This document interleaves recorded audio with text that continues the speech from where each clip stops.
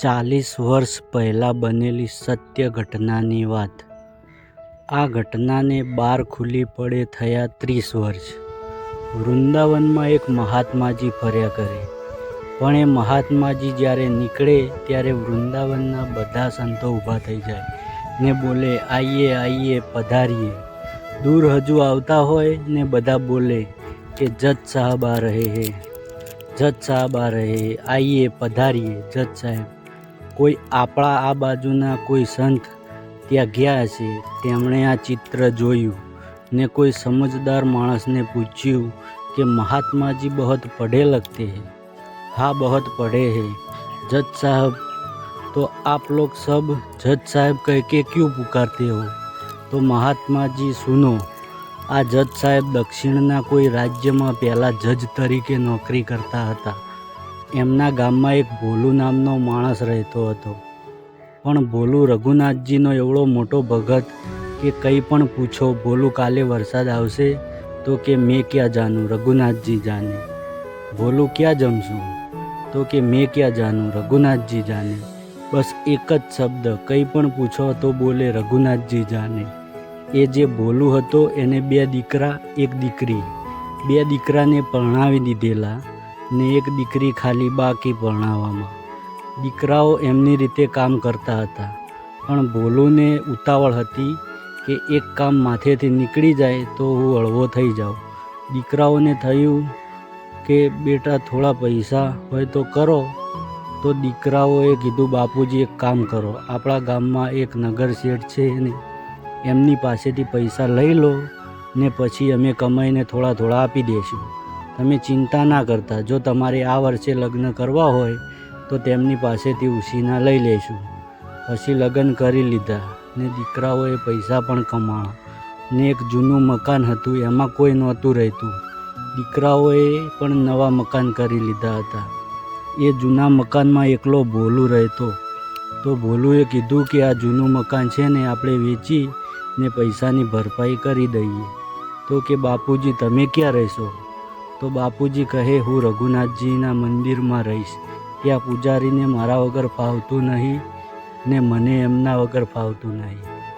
ત્યાં મને મજા આવશે, અમે બંને રહીશું.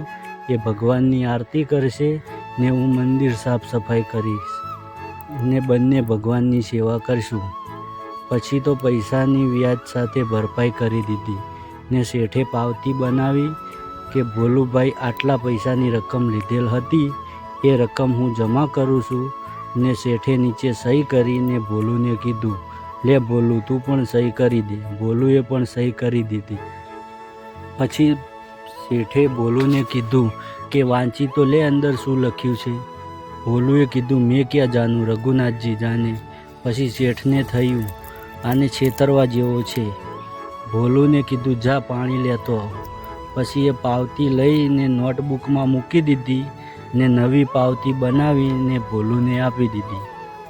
સમય જતાં શેઠે ડાયરેક્ટ કોર્ટમાં રજૂઆત કરી કે આ તારીખે ને આ સમયે ભોલુને મેં આટલા રૂપિયા આપેલ છે, પણ ભોલુએ મને પરત કર્યા નથી. કોર્ટમાં હાજર થયા. જજે ભોલુને કીધું, ભોલુ તે આની પાસેથી આટલા રૂપિયા લીધેલા? ભોલુએ કીધું, હા સાહેબ લીધેલા. તે પરત આપ્યા? હા સાહેબ, પાઈ ચૂકવી છે. તો આનું સાક્ષી કોણ? તો ભોલુએ કીધું, સાહેબ મેં શેઠ और तीसरा मेरा रघुनाथजी जाने. જજને થયું કે રઘુનાથજી કરીને આ ગામમાં કોઈ માણસ રહેતું હશે. રઘુનાથજીને વોરંટ મોકલ્યો. કોર્ટનો માણસ ગયો કે રઘુનાથજી કहाँ રહેતે હે? તો કોઈએ કીધું કે ये रहा ना सामने मंदिर, देखो ना. મંદિરે જઈને કીધું, રઘુનાથજી કहाँ રહેતે હે? તો મંદિરના પૂજારીએ કીધું, यहाँ रहते हैं. रघुनाथ जी आ जाओ, ये लो वारंट है रघुनाथ जी का. भोलू ने बताया कि रघुनाथ जी साक्षी है उसका.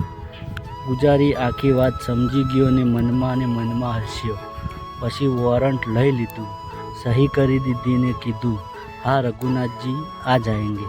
પેલો માણસ વયો ગયો. પછી પૂજારી ભગવાનને કહેવા લાગ્યો કે હે મારા નાથ, તને વસ્ત્ર ધરાવતા મેં ઘણાને જોયા, તને 56 ભોગ ધરાવતા મેં ઘણાને જોયા, પણ તારા ઉપર આ વોરંટ મેં પહેલી વાર જોયો. आपको रघुनाथ जी जाना पड़ेगा। आप नहीं जाओगे तो मैं और भोलू दोनों मर जाएंगे। हमको भरोसा है। तारा भरोसे મેં તારા નામનું વોરંટ લીધું છે. જાના જરૂર માલિક. સવારે વહેલા પૂજારી ઊભો થયો, ભગવાનને નવડાયા, 3-4 જોડી વસ્ત્ર મૂક્યા ને કીધું, તને સારા લાગે એ પહેરજે, પણ કોર્ટના ટાઈમે પહોંચી જાજે. કોર્ટ ખુલી ગઈ, ભોલું આવી ગયો અને જજ સાહેબે એના માણસને કીધું કે રઘુનાથજીને હાજર કરો. તો જજનો માણસ દરવાજે ઊભો બોલે છે કે રઘુનાથજી હાજર હો, રઘુનાથજી હાજર હો. ત્યાં તો લાકડીના ટેકે આવ્યો, 80-85ની ઉંમર દેખાય છે. જજ સાહેબ, રઘુનાથજી હાજર હે. ત્યાં તો ભોલું મનમાં બોલ્યો, આયો મારો નાથ. आपका नाम रघुनाथ जी है? जी साहब. ये भोलू ने पैसा वापस दिया? हाँ साहब, मैं उसका साक्षी हूँ. तो आपके पास पुरावा क्या है? साहब एक काम कीजिए, ये सेठ को यहाँ रखो, आपके मानस को सेठ के घर भेजो, और सेठ की बैठक रूम है, वहाँ एक अलमारी है, वो पुस्तक के अंदर ये पावती है, उस पावती को लेकर आओ. અને જજનો માણસ ગયો, અલમારી ખોલી ને એ જ પુસ્તકમાંથી ઓરિજિનલ પાવતી નીકળી ને કોર્ટમાં આપી. ને શેઠ ખોટો પડ્યો ને ભોલું જીતી ગયો. અને જીતી ગયા પછી ભોલું રોઈ પડ્યો. ને આયા રઘુનાથજી જજને કહે છે કે સાહેબ મેં જા सकता हूँ? हाँ आप जा सकते हो. એ તો વયા ગયા, પણ ભોલું તું ના જતો. જજ કહે છે. જજે ભોલુને પૂછ્યું, ભોલું આ રઘુનાથજી ક્યાં રહે છે? तो भोलू कहे, जहाँ मैं रहता हूँ. तुम कहाँ रहते हो? जहाँ रघुनाथ जी रहते. भोलू, सच तो बताओ. હવે ચાલ હું તારી સાથે આવું, મને બતાવ તું ક્યાં રહે છે. પછી મંદિરે જઈને મૂર્તિની સામે નજર કરી, ત્યાં તો જે અણહાર પેલા બાપામાં દેખાતી હતી એ જ અણહાર મૂર્તિમાં દેખાણી. બોલું, અબ તો બતા સાहब, आप नहीं समझ रहे तो मैं क्या करूँ? यही तो थे.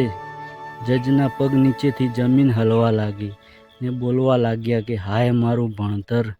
જગતનો ન્યાય કરનારો મારી સામે ઊભો રહ્યો ને હું નાનો એવો જજ એટલી ઊંચાઈએ ઊભો રહ્યો ને મારા નાથને સવાલ પૂછતો રહ્યો. પછી જજમાંથી રાજીનામું આપીને આખી જિંદગી મંદિરની સામે ઊભો રહીને બસ એટલું જ કહે, હે માલિક મુझे માફ કરના. આખી જિંદગી જજે આવી રીતે વૃંદાવનમાં પૂરી કરી.